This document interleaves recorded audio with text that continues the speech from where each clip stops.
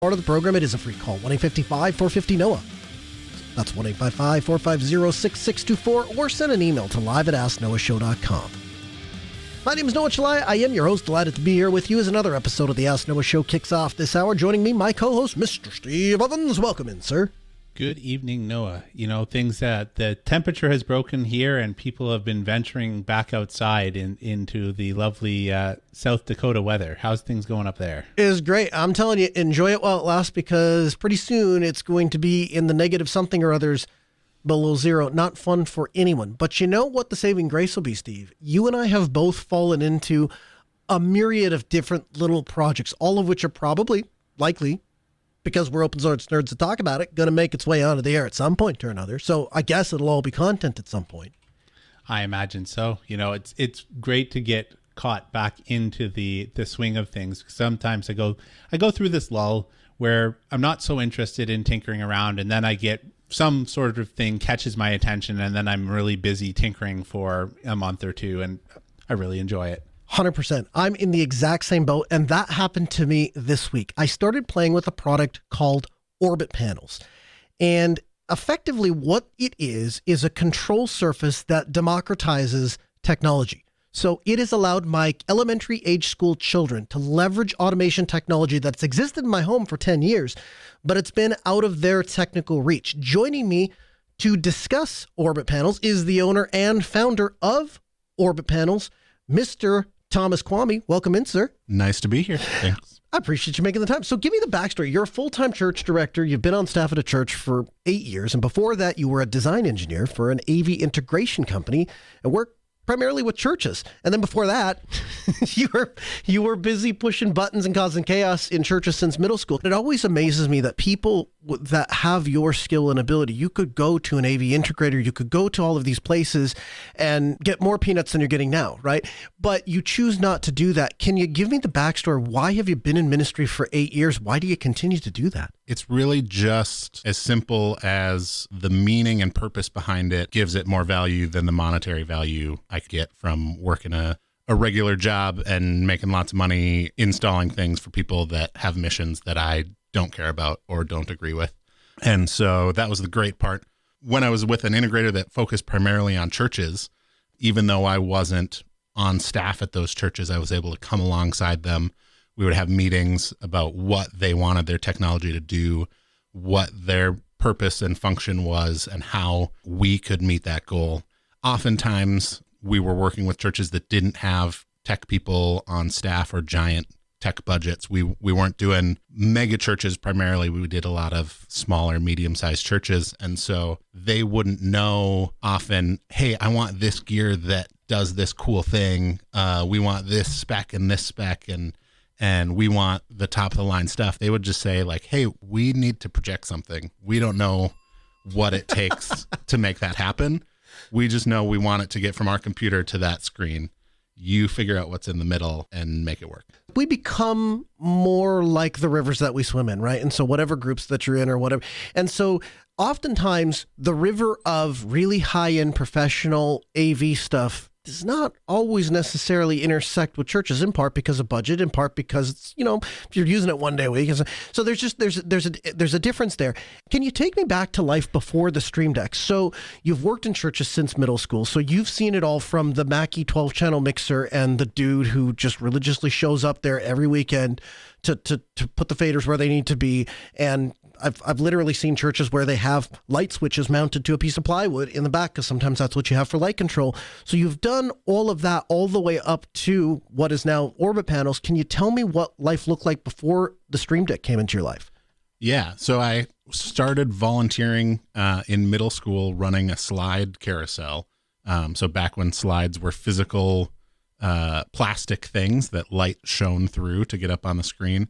And so you would click a button on a remote that was wired to the slide projector, and it would advance the carousel. And so if you weren't next to that button, you couldn't do anything. If you wanted to go forward 2 slides, you had to click it, and it would physically, you would see the slides change. And so that's one of the, the easy examples of how stuff has changed. Now we've got computers and wireless and all that extra fun stuff. But with control for other things, especially for lower budget solutions, there used to not be great options out there. If you wanted to control the soundboard, you had to be touching the soundboard.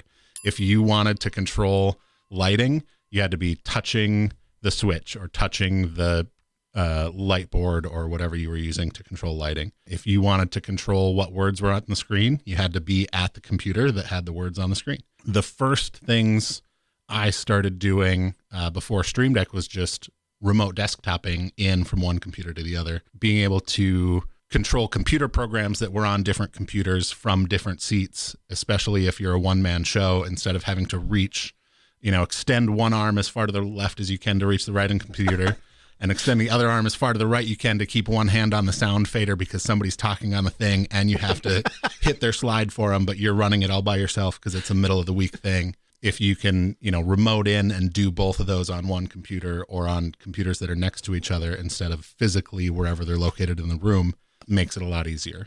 So that was one of the first steps we took. And then we discovered Streamdeck and their Streamdeck panels, and then an open source company called Bitfocus that makes a program called Companion. And so the Streamdeck buttons were made originally for Twitch streamers and online gamers and those kinds of things who had online web streams. And so they were simple button panels for them to control their computer and the programs running on that computer, mostly stream related things. And there were some nerds out there that said, we love these buttons, but we want to control other stuff with them. How can we make that happen? So they made an open source program called Bitfocus Companion that takes the hardware of the Streamdeck and lets you connect it to almost whatever you want. And it's open source, so if you want to write a module, you can. Whatever you want then. As long as it's, the thing you're trying to connect to is open source. Or if you can hack your way in and figure out how to talk to it. And so as we discovered Companion, we slowly added controls to that. And so that could interface with our soundboard, that could interface with our lighting software, it could interface with ProPresenter, which is what we use to run slides. It could interface our streaming, our video switching. It could control cameras, it could zoom in, it could change brightness. Pretty much every piece of gear we had in our church had at least some level of control with Companion, which it wasn't necessarily enough that you would want, you couldn't ditch your soundboard and just run Companion on a 15 button thing. Not with that attitude, but yeah. And, you wouldn't want to solely run it from that. But a lot of the things, you could set up ahead of time and have presets that you recall or different things. And so especially at the time I was at a medium-sized church, large-sized church, depending on how you think, but not super large. So we were about 1,000 on a weekend. And so we would have, on a Sunday, we would have 4 to 6 tech volunteers running things to make the service happen. But then midweek stuff, often it would be just me running things. And so I would need to run sound and lights and streaming and a little bit of everything. And those are physically spread out in the room. But with the Streamdeck, I could have my lighting presets right next to me. I could sit at the soundboard to adjust that. And then I could use the Streamdeck to adjust ProPresenter. Or I could sit at the ProPresenter and use the Streamdeck to mute and unmute microphones as people come on and off stage and have lighting on there. And I could switch cameras in and out and do some of the basic switching of, wide shot, close shot, that kind of thing. And so it enabled a lot more flexibility and a lot more ease of use for a one-man show running a lot of things, or to set presets for other volunteers to come in and say, hey, I wouldn't say it to them this way, but you're intimidated by the soundboard. You don't want to touch all those knobs and buttons, but here's this one button panel. You just have to hit where it says mic on, and then that'll do all the things. And then when you're done for the night, you hit mic off. Or you just have to hit where it says projector on, and that'll boot up all your projectors. Or even just one button that says startup, and that'll recall your audio scene, turn on your projectors, select the input, start a playlist on Spotify going for you as kids are coming in for your thing. And then at the end of the night, you just hit shutdown, and it turns things off in the right order. It mutes things that need to be muted. It sets things back to the way they're supposed to be. And so instead of having to teach non-technical people how to do technical things, I can pre-program that and just give them a simple button that they can push that is labeled whatever I want to label it. So it can, instead of being a giant panel on a soundboard with one button that you have to find in the sea of buttons, it can be one small, easy panel that has a custom label on it, even a custom picture. You can make it a generic name like startup or shutdown, or you can, make a button that says, hey, Noah, press this one. And then they're like, okay, that's the one. So the simplicity is not new, right? This has been on the market for some time from various manufacturers. And so I did a bit of digging, and I was looking at some of the proprietary alternatives that are available. So if you went with a Crestron system, so you buy a CP4R controller, right? And you pair it with their wall panel, which is $2,015 for about $3,000, you could get kind of a similar thing. But it costs a lot of money, and it's fairly inflexible. You have to have their software. You got to pay. If anything dies, you're replacing it with their controller and another $1,000. You've got to be a dealer if you want to buy. So there's a number of different barriers to people using those things. In that world, how did you come up with the idea of orbit panels, and why? So the original idea for orbit panels came up when we were already using Streamdecks at church, but we had what I call janitor buttons on some of the walls around the sanctuary for during the week when we're not using our lighting computer and that kind of thing. But somebody comes in and they just need the lights to turn on. They need to clean up, or they're having a meeting in there that it's not needing tech, but they need, the house lights on. And so they had 4 scenes, and they could turn the lights on, the lights off, the stage lights on with the house lights off, or the house lights on with the stage lights off. And you could set those scenes, but you were limited to 4. They couldn't control all of our lighting because they just weren't smart enough. They couldn't do intelligent lights or things like that. They were basically just simple dimmers. And they only worked when our lighting computer wasn't on, which was by design so that if we're in the middle of Sunday service, somebody doesn't hit the button and turn off our lighting. But that meant if I was programming something in the middle of the day and forgot to close out of the lighting software, and I go home or I'm out of the room and somebody comes in and they need to turn the lights on, they go to hit the buttons that they think are going to do something, and they don't. And so those served a purpose but had some limitations, but they were functional until one of them stopped being so functional. And it started needing some reboots and wouldn't always be on, but you could log in and you could reset it and you could power cycle it and it would turn back on. It would be good for a couple of days and then it wouldn't be. And so I wanted to look at other options out there and see, like, if I have to replace this panel, I could either replace it with the exact same thing, but hopefully works, or I could replace it with something else that hopefully is better. And so I was looking at some of those other options like the Crestrons or the whatever, and there's just a big price gap between some of those. And then in my head, I was just like, I just wish I could take my Streamdeck buttons and just put them in the wall. Yeah. We already have these buttons that can do all the things. I can program to be whatever I want. I can make them control lights. I can make them simple to use. I can make them control, I can turn on projectors so I can make different scenes. When people come in, they can say, oh, start up, and they just hit one button and what needs to start up starts up. So it would be more functional than the janitor buttons that we had that only did a few things. I was like, this is a great idea. Normally when I have great ideas like that, I think some other nerd on the internet has probably already had this great idea. Of course. And then they've done the hard work and made it for me.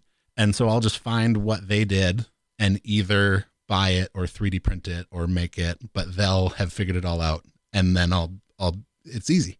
And so I searched as best I could and couldn't find anybody that had made it before. Couldn't find anything. And I was like, oh, well, that's disappointing. I was hoping this would be a thing that somebody had figured out. And at the time, I didn't have the time to figure it out myself. I just wanted a thing and I couldn't get it. And so I was like, well, that's a bummer. And I went about fixing those janitor buttons with the same panel and just kind of getting them working and not upgrading to the Streamdeck. But then every few years, the idea would come back in my head. Every so often I'd be like, man, I wonder if some nerd on the internet has finally made this thing for me. And would search and still couldn't find anything. So until this summer, I got a new 3D printer, and I was trying to learn it and learn some new features and learn 3D modeling myself so I can make some stuff and do cool things. I like learning through working on actual projects, not working on tutorials.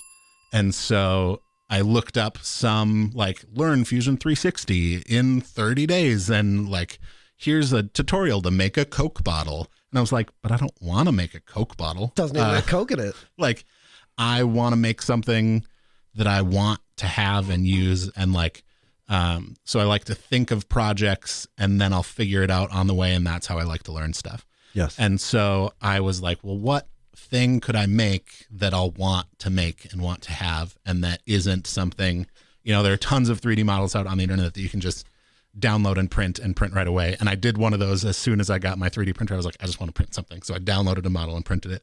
Like, well, that was fun, but I still don't know anything about modeling. Right. And so then I watched a few of the tutorials on how to learn Fusion 360. And then I started, you know, I got some of the basics. And I did another search to see, has anybody made this yet, to save me the work in case I do all the work to design it and then find out somebody made it. And still couldn't find anything. And so then started modeling a solution to put a companion button station in the wall and combine it with a Raspberry Pi and PoE power and some other features so that it would fit the need that I had when I first had this idea. You know, learned Fusion by doing it. And sometimes I'd run into a thing and be like, oh, how do I want this button 6 times. How do I just copy it? And so like look up a tutorial on that, or like, oh, I want to make something, you know, I want to make a clip to hold it in. How do I make that clip? What's a good way? And so I was using a practical purpose to learn instead of just being like, here's how you make a Coke bottle. Here's how you make a beach ball. Like, I don't care about making those things. I want to make something I want to make. And so, put a Streamdeck in a beach ball. Yeah. Started working on it just as a learning exercise, kind of. I've since changed churches, and so didn't even have that use case originally. You know, it's not like, oh, I still need that thing. It was just like, oh, that's something that I wanted to make and I still kind of want to exist, but I don't need it. And so I didn't have a time crunch pressure. I didn't have like, oh, I've got to get this, you know, bashed out by the weekend. And so I was able to be like, yeah, I'll take my time. I'll learn it. I'll figure it out. Because, you know, there are ways to attach things to a wall that aren't pretty. You know, you could screw something in. You could just slap it up there with gaff tape.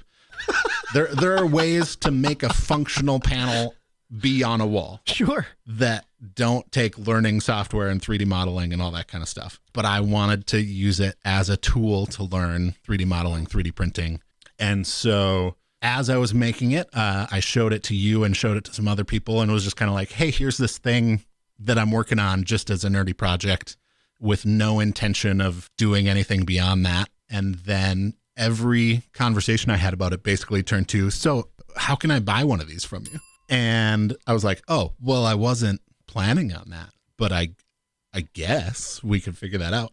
And so even including posting it in some forums, in the companion form, just posted it as a, hey, here's this project I'm in the middle of. And a bunch of people said, hey, I would buy that.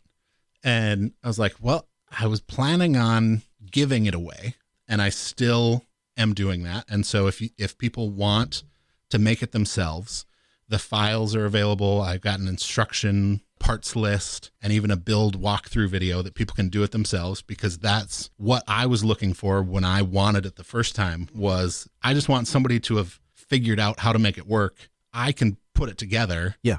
But I also know there's some people that will want this solution that don't have a 3D printer. And while they're getting more and more economical and user-friendly these days, there's still people that have no interest in that, but still like the electronics part of it.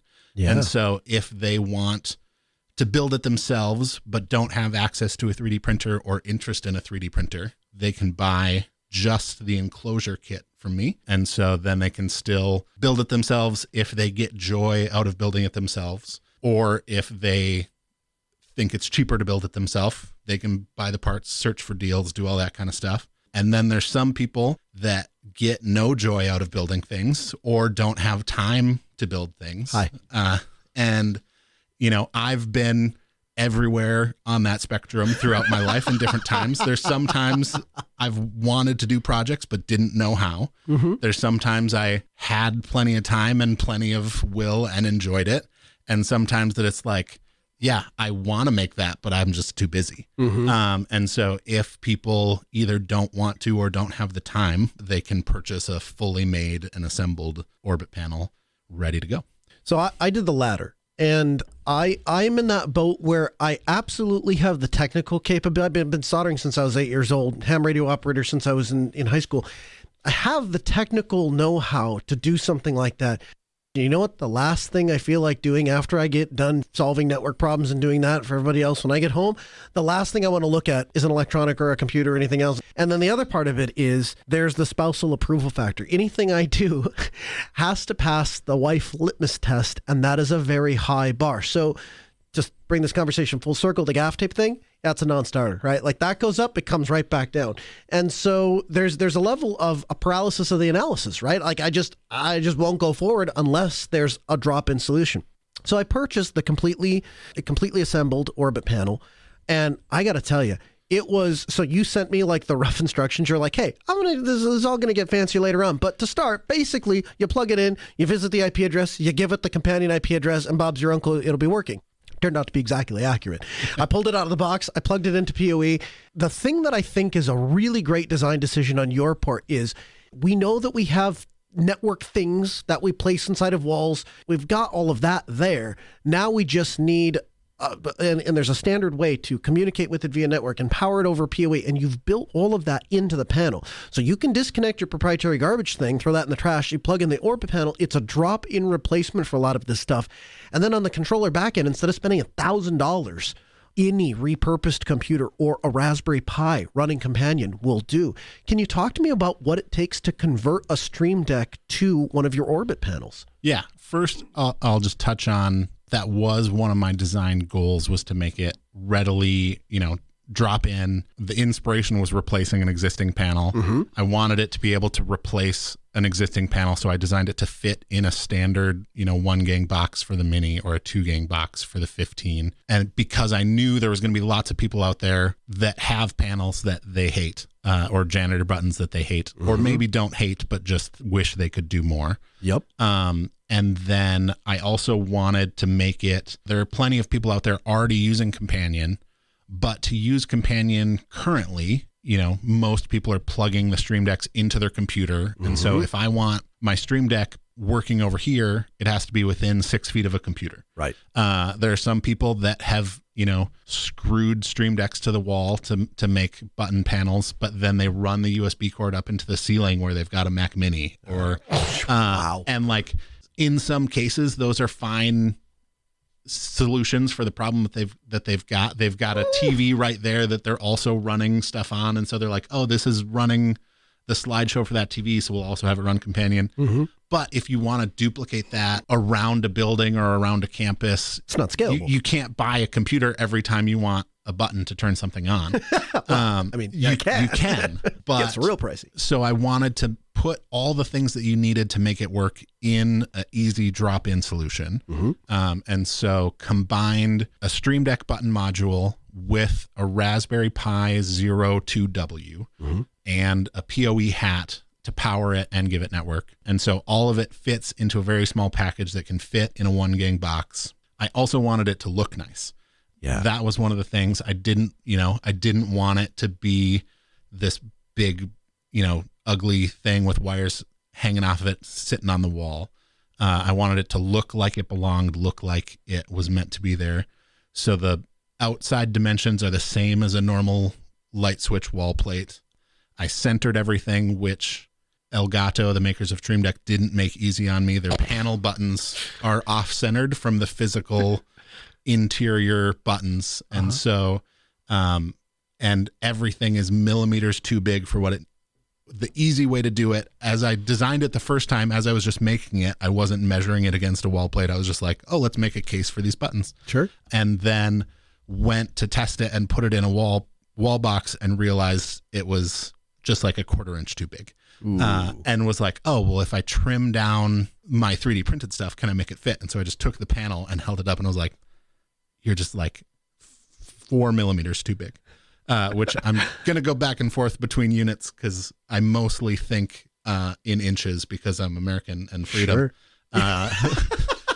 But when I was modeling, I was doing it in millimeters and metric because that's how a lot of electronics are made. And it's a lot easier to think like, oh, let me add 2 to that instead of like, oh, let me add 3/16 or whatever, which I do know fractions and can do fractions, but it's easier when you don't have to. I was like, well, I could make it fit if I just off center it. And I was like, I don't want it off centered. If I'm looking at a wall plate and buttons are off, I would hate that. And so I was like, I need it to be nice looking. I need it to be easily drop inable. As I was designing it, I was like, what would it take for me to love putting this box in? Yeah. And that was my tangent to your question, which I now forgot what your original question was. You're getting there. Is what does it take? You have a Streamdeck. What does it take to convert that into an orbit panel? Yeah, that's what it was. First, you have to take apart your Streamdeck. We're not using the whole thing because they've got a big plastic enclosure on it, especially for the Streamdeck Mini. It's a big, for being mini, it's a big enclosure to put it at a big angle on your desk to make it easily user friendly, but that doesn't make it easy for putting it in a wall or mounting it somewhere. Their regular size Streamdeck is a little slimmer actually because they've got an adjustable mount on it and you can just take that mount off. And so the panel itself is a little more trim than the Mini. And so first we just have to break open those cases to get just the buttons that we need. We don't need the extra space. And on the regular size, that's easy to do because they make swappable faceplates. And so you can put a Fortnite themed panel on your Streamdeck, which I don't really care about. Yeah. But it does make it nice and easy to just open it up and take the guts out. For the Streamdeck Mini, it does involve a little bit of destruction. They put the USB cable in through the case and then solder it together. So it's in a way that if you want to take it out, you either have to cut the cable or you have to break the case. And it's easy to do and it's not complicated, but it is not easily reversible. Yeah, it's now permanently an orbit panel. It is no longer a Streamdeck. You could, solder it back together and put it back to its former use. But that's just something, you want to know going into if you're fine totally taking that apart. Most cases, I assume people are, but because it's different than some of the other Streamdeck models, I just want to make sure people know that. So you take apart your Streamdeck, whether it's the Mini or the regular size for our Orbit Panel 15, and then you combine it with a Raspberry Pi 2W. And so that is the brains behind the operation. And that will run Companion Satellite, which is a program that lets you connect to your main instance of Companion, which is running on another computer or a Raspberry Pi or a VM or whatever you have already running that. And then we add a PoE hat onto that, which is just bolting that on there. And then we put it in a nice, pretty case and easy to go. So it's not that complicated of a thing to assemble. I wanted to make it as easy to put together as possible for people that aren't used to putting things together. It's not complicated. It's not hard to do. It's not a crazy innovative thing. Like all these parts were already existing. I'm not making my own circuit boards or rewiring stuff or doing anything crazy complicated. I'm just packaging it all in a way that can get it in a place where we haven't been able to have control before and looking good and functioning good in a wall. I'm in some ways not your target audience because I don't run a big production facility or run AV for a big church. However, I am your target audience insofar as I have been desperately searching for a button panel for my house. The rest of the home automation world has gone to the way of the voice, right? I want to talk to a lady in a tube and I want her to do all the things. And that's great. And I think that we are getting there with voice control in a privacy respecting open source way, but we're just not quite there yet. The other thing, and this is a big one for me, it's the spousal approval factor. So early on in my marriage, I was playing with X10. And for me, it was great because I could log into my computer and I could click things and I could make things happen. And yeah, sure, 1 out of every 88 times I would go to do something and it didn't get the signal or 2 lights turned on or whatever, but who cares, right? It was fine, I thought. And then I got married. And so then my wife is in the restroom and the lights go off on her and she's like, look, you're going to get this dialed in or we're not going to have it. So the mandate that I got was, you can automate anything you want. You can do all of your technical nonsense. But for the first 20 years of my life, when I pushed a button on the wall, a light came on in that room, and I expect that to happen in every room. So if you want to make it do more than that, great. Just never let it do less than that. And I invested in the Lutron Radio Raw system, which I've been really, really happy with. It works flawlessly. When you push a button, it happens to the point that I can put these remote button panels in other places, and I push a button, and instantaneously the lights come on because it's all operating over its own radio frequency, and so they work great. So that's the high bar. Now, I asked my wife when we got through and we set it all in, and I said, rate it out of 10. What do you think? And she gave it a 9 out of 10. She's like, it's perfect. I can't really think of anything I don't like or anything that doesn't work. The only thing I don't like about it is with the scenes buttons, like you say, well, that's the chill scene. I don't know what that means. And so, and so there are some, when I went to learn how to do home automation stuff, one of the things they talk to you about is, intuitive nature. So the top button does the brightest light scene and the lowest button does the lowest light scene. So she kind of figures it out. But that was where I lost 1 point there. So I've tried since various different things. I've tried Z-Wave buttons. I've been playing with Zigbee. I tried doing Home Assistant with little touchscreens. I mean, you name it and I've tried it. And they all have their advantages, but they all have some disadvantages. And so I've held off so far on ripping all of my Lutron button panels out and replacing them with anything else because nothing really fit and checked all the boxes. I've had my Orbit panels for about a week, and I got them all set up and I got them dialed in and got them to match kind of some of the same things that our button panels are doing. Spent most of yesterday having my wife test things. And I said, I want to know, like, before I go and cut holes in the wall and put all these and rip all of our stuff out and put all this in, what do you think? And she looked at them and she played with it and she played it and she came back and I said, okay, what's the verdict? And she goes, 9 out of 10. 9 out of 10. When I push a button on the Orbit panel, the light instantly responds. And part of that is Companion can directly talk to the lighting system, right? So this doesn't violate a principle. I've set up, HVAC operates on its own, lights operates on its own, security operates on its own, and then Home Assistant is really just kind of the glue that puts everything together. So if Home Assistant falls apart, you can still go to thermostat and change the thermostat. You can still go to the lights and turn the lights on and off. Everything still functions. It just functions less smartly, for lack of a better way to phrase that.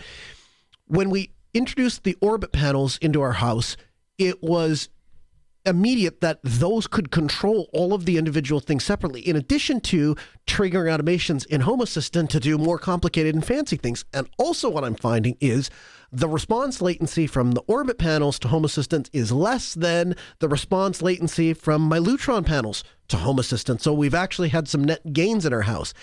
I get over twice the amount of buttons. And so it's allowed me to do things like create buttons for my daughters who have specific playlists and specific music things that they want to hear. And where previously I would tell them, well, just go over to the computer, log into your Home Assistant account, go to your, wall panel and click on your button. No, you just go and walk up to the thing in the house where you can push the button. And because the Streamdeck supports putting little PNGs, my daughter's Taylor Swift playlist can have a picture of Taylor Swift. It looks great. It's fantastic. So they're more elegant. They work better. I like the fact that they're PoE because it means it's a drop-in replacement for all the stuff I already had around my house. I don't have to do anything. The only thing I'm having to do is, in some cases, I'm going from a single gang to a double gang, but that's no big deal. It's just a little bit of sheetrock dust. So it nails the spousal approval factor. It feels like I got a professional product that I bought from some very proprietary high-end automation thing. And in reality, it's built on a bunch of work by a bunch of open source geeks that just do really cool things because they're trying to scratch their own itch. Like you're trying to scratch your own itch about wanting a button panel. Dude who built Companion wanted to control all these things. So all of these things kind of come together to serve a bigger purpose. Can you tell me what your favorite thing to control with an Orbit panel is? So one of the things that people are listening to this, undoubtedly they're thinking, okay, I want one. Or maybe they've already ordered one. And now they're thinking, so what do I do with it? That's one of the things that, because it's so limitless almost and flexible, it's tricky to be like, oh, here's what you use it for, because it's a little bit of like, I don't know, whatever you want. Yeah, right. All the things. So my main use case so far has been at church, controlling AV gear, professional AV gear, soundboards, lighting software, video switching, that kind of thing. But mostly just taking things and making it more user friendly in that space. Doing, making one button that does a bunch of things that now you don't have to hit a bunch of buttons for. I currently am renting instead of owning my house, so I'm not allowed to put holes in the wall and to add sheetrock dust like you are. But I did make a fake little wall in my house to test Orb panels with, and so I've got it set up with Home Assistant and controlling other things. And so in my house, controlling lights, which I mostly do with motion sensors and voice, because I am less wary of Google than you are. That's not true. I'm equally as wary, but I am just willfully ignorant of it when I choose to. They're spying on me, but they also turn my lights on for me, so go for it. That's right. But so at home, I'm doing some control of scenes and lighting scenes, but also music playlists and that kind of thing. But I'm really excited to be getting these. The first few orders have gone out this week. We just opened sales up a week ago. And so I'm really excited to see how people use it and the different ways that, because it's so flexible, it can be used for anything. And I'm super curious to see how people use it. Yeah. So we're on social media, both on Facebook and Instagram as Orbit Panels. And so hoping that people will get theirs installed and post pictures and videos and say like, hey, here's, I used it to do this, or I used it to do that. And a lot of those things are going to be things that be like, oh, cool. Like, yeah, that's how I did it. And a lot of those things are going to be like, I didn't even know it could do that. Or like, I've never thought of using it that way. And so really excited to see all the flexible ways people can use it to control, like I said, almost anything. If it's got a web interface, you can probably control it with Companion. They've got a full list on their website, Bitfocus Companion, of all the different things they can control. But there's also, you can send generic HTTP commands or generic DMX commands or other things. So even if they don't have, a program or an interface or an API, there's some ways to get around some other stuff too. So every self-respecting nerd has some shell script that they execute at some point. Companion can execute shell scripts. So start there and build your empire upon this rock, right? Yep. So that, it really is endless. I would say, for me anyway, it's been the Home Assistant integration, right? First of all, super, super easy to set up, right? Click on your name, generate a long-lived access token, copy that, go into Companion, add the integration, Home Assistant server, type in the IP address, enter your access token. If you didn't sign your SSL certificate, ignore the certificate checking, and then click OK, and you're done. And then from there on, click on a button, tell it what function in Home Assistant you want it to do, whether that's a script, fire a scene, execute a thing, turn on a light, whatever. That's all there. And then the Streamdeck will support feedback, right? So you can change the color of the button, you can change the image depending on if a scene is active or disactive, or if something happens in your house. It allows for that two-way interaction from your house, all from one central place. Yeah. One of the things I really appreciate about the Streamdeck and the Orbit panel that's different from a traditional light switch or button is the feedback that you can do with it and the visual indicators that you can use it for. At my house, I have an automation that runs when I come home. It turns on my garage light inside my garage and my mudroom light inside my mudroom. Because when I walked in the wintertime, especially when it's dark in North Dakota at 3 p.m, those lights needed to turn on so I could come in. In the summertime, I mostly park in the driveway and I come in through the front door. And so those lights still turn on in the garage automatically. And I never turn them off until I go to bed and my nighttime automation runs and turns all the lights off. Okay. And really, I should rewrite that automation to turn them off after a few minutes. I just haven't gotten around to it yet. We've all got automations that are on our list of like, oh yeah, I could fix that. Yeah. But I don't look in my garage often because I walk around the front of the house and I come in the front door. And so I don't think about like, oh, I should turn the garage lights off because I can't see the garage lights. Now, I've got a Orbit panel on my wall that shows me my different lights and lights up if they're on. And I go, oh, the garage light's on. And I can either hit the Orbit panel button I can tell Google to turn off the garage light.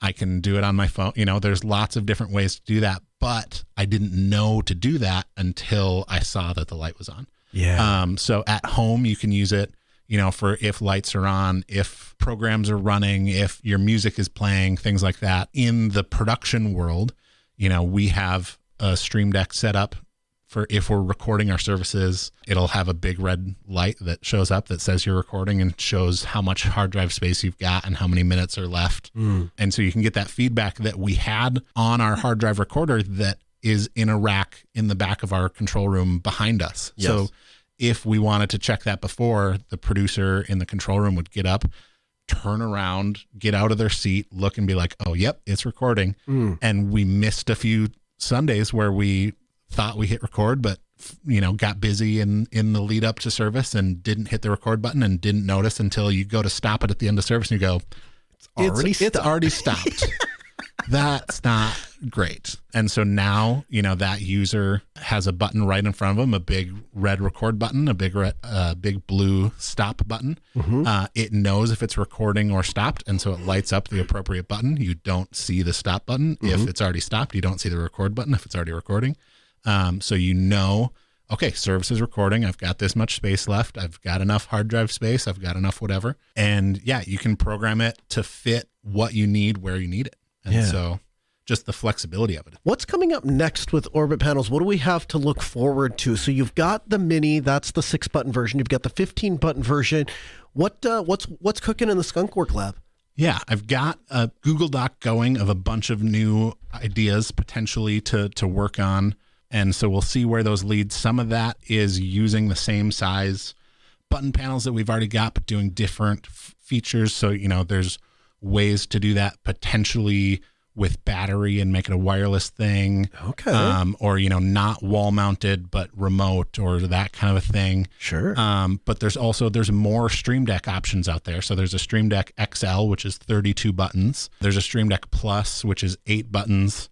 And then an LCD screen and 4 rotary knobs on it. And so those are a little bigger than a standard light switch size. So they wouldn't fit that form factor, but should still hypothetically be able to fit the guts inside of the wall box and then the panel on the front.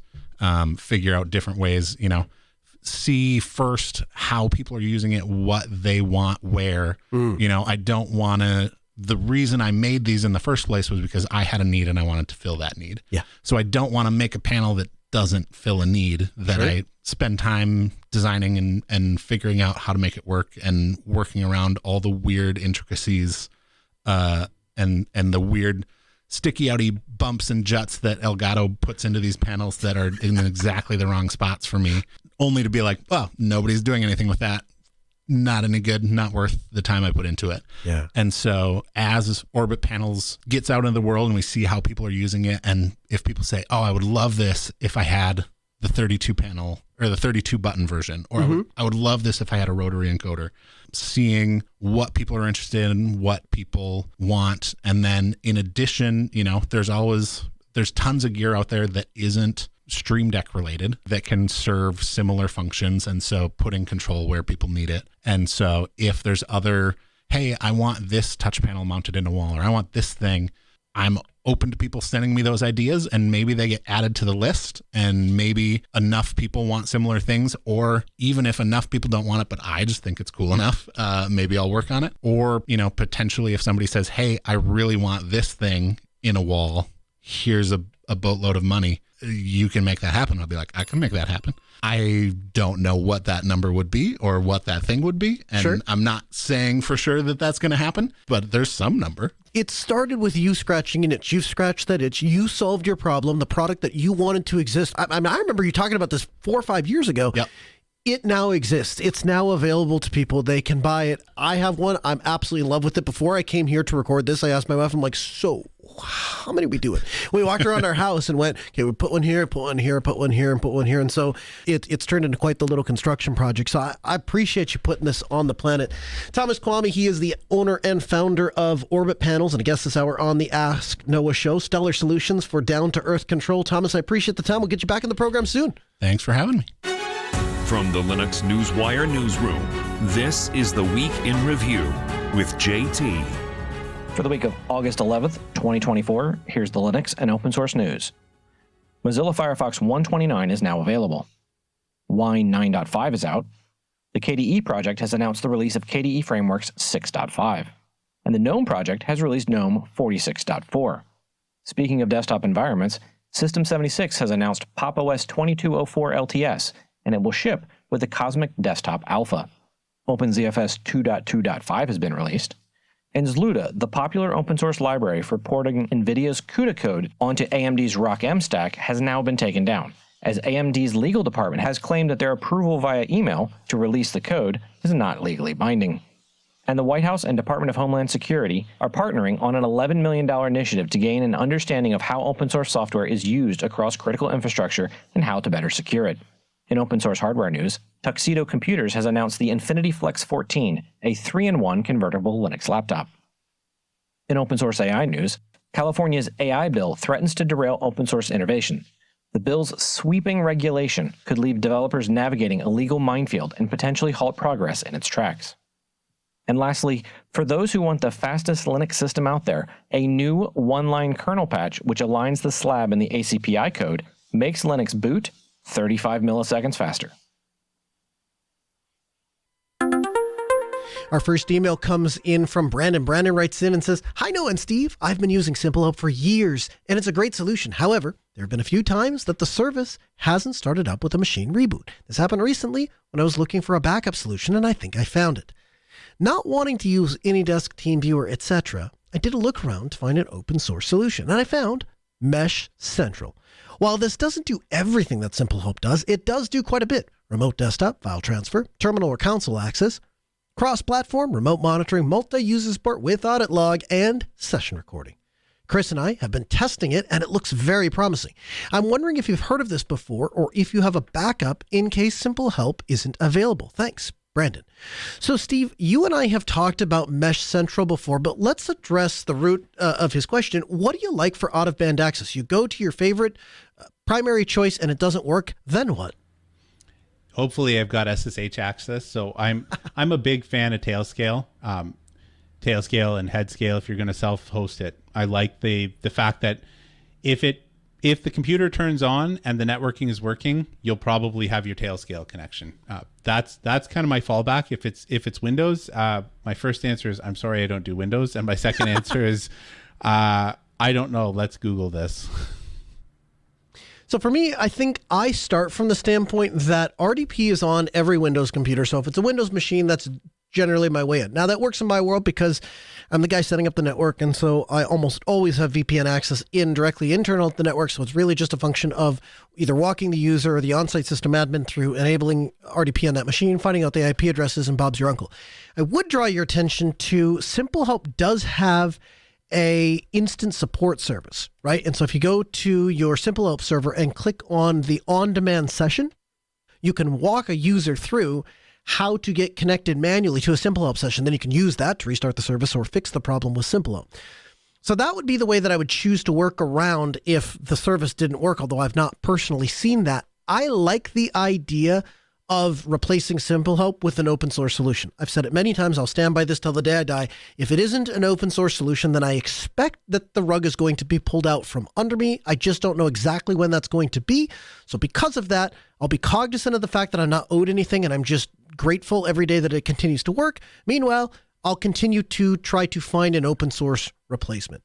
Our second email comes in from Chris. Chris writes in and says, "Hi, Noah and Steve. I'm really grateful for all of the information and all of the topics that you guys cover every week. Thanks to your show, my company is a happy customer of Vox Telesis, and all of us at the company use the 3CX app to communicate. On my personal phone, I use Beeper to bring up all of the chat networks together. By the way, what's your take on the current status of things with Beeper after it was sold or acquired? In order to reliably use SMS Messenger on Beeper, a switch to Google Messages is required. This isn't ideal for those of us who are trying to dig Google.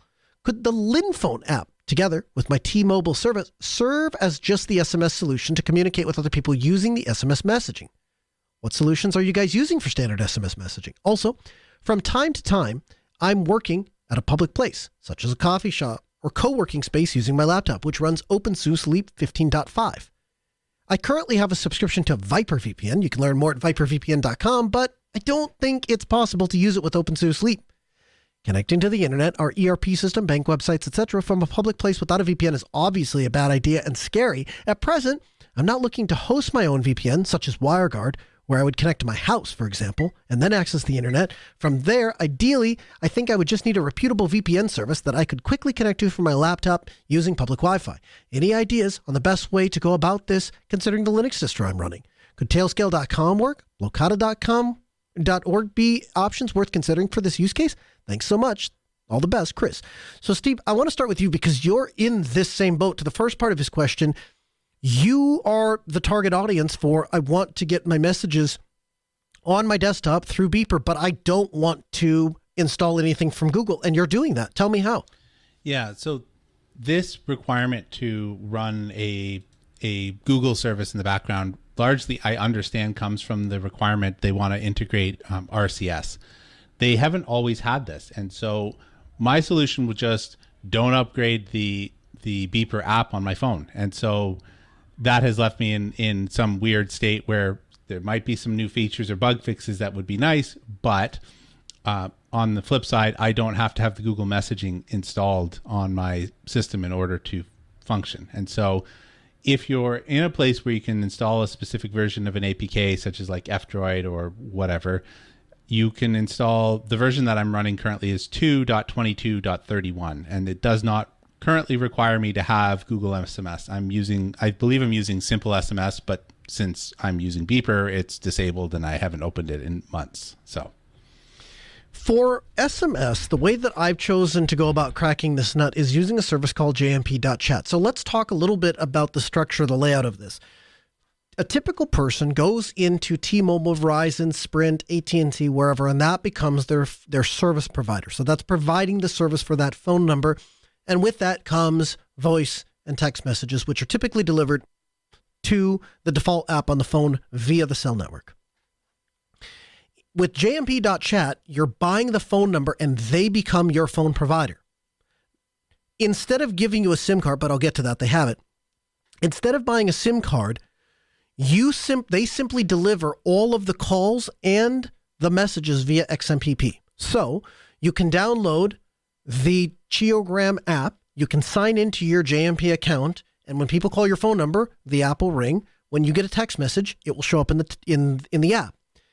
The advantage to jmp.chat is because they are an open source first company, they're exposing all of this via XMPP underneath the hood. So you can install an XMPP client like Gajim or Conversations on your phone.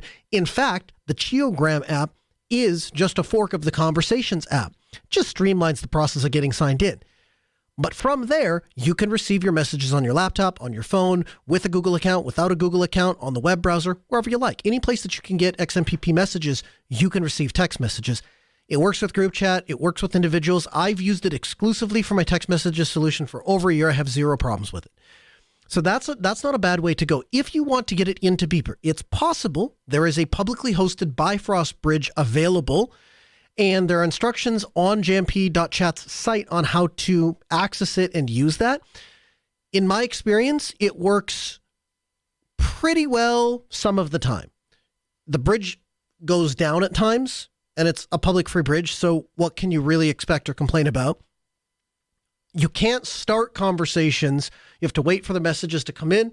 And I think the most aggravating problem that I've run into is when I'm invited to a new room, I will accept the message from the quote-unquote new user, but if I've previously had an SMS conversation with the back, sometimes I can't get into that room, and then I can't read the message, and that causes frustration. So I would say there's a significant amount of tuning and tweaking that has to be done, but again, that's not a reflection on JMP because that's not their product. They're just exposing their messages over XMPP. A totally different entity went, hey, we could bridge XMPP to Matrix, that would be cool, and they did a thing for free. So it's a great experiment. It demonstrates that what you're looking to do is absolutely possible. It's not production ready yet. I am in talks, very early talks, as in like I tapped the guy on the shoulder and said, hey, would you be interested in this project? And he said, maybe. To have a software developer write a more cohesive bridge from Matrix to SMS, but we'll have to see if that goes anywhere. So, Steve, the second part of his question is about connecting to a VPN in a public place. Obviously, a wise idea. How do you handle this? You go to a coffee shop, you sit down, you want to do some banking or something that has some sort of sensitive nature. They got the interwebs, Steve, but you don't trust the interwebs. What would you do? So I run multiple things at home to get back here because I trust my internet more than other things, other places' internet. So I run OpenVPN at home. I also have Tailscale, and I have a WireGuard thing hanging out as a fallback. If I need some sort of commercial solution, I have a provider called Surfshark, and while they're not specifically, like, I'm not specifically in love with them for any specific reason, their Linux support is really good. They've got an app, they have a WireGuard endpoint, they've got an OpenVPN endpoint, and honestly, they give me an endpoint in Boston, which that is a big deal for me because I watch a lot of New England sports, and there aren't a lot of providers that exit in Boston, and so that would be my top recommendations. I have typically used private internet access for this. One of the options that they make available to you is you can request a specific IP address, and they will provide you regular OpenVPN config files or WireGuard config files, so you can connect from any Linux distro that you can use OpenVPN for, which absolutely includes OpenSUSE. So one of the features they will let you do is purchase a direct IP address that's only for you, so nobody else can use it, and then you can work with your bank or your place to say, hey, would you please make an exception to let me use this, that, or the other? The third option is if you don't want to host your own VPN at your house, perhaps you consider doing it on like AWS or DigitalOcean, and you can set up a WireGuard server up there, and that can become your public point of presence.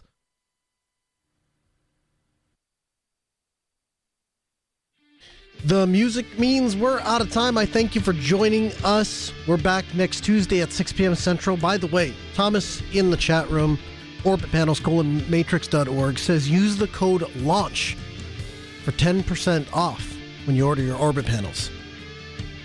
We're back next week. To follow us up to date on the latest, follow us on the Twitter sphere on X. I'm at Colonel Linux. He's at Linux Ovens. The show at Ask Noah Show. We're back next Tuesday at 6 p.m. Central. AskNoahShow.com.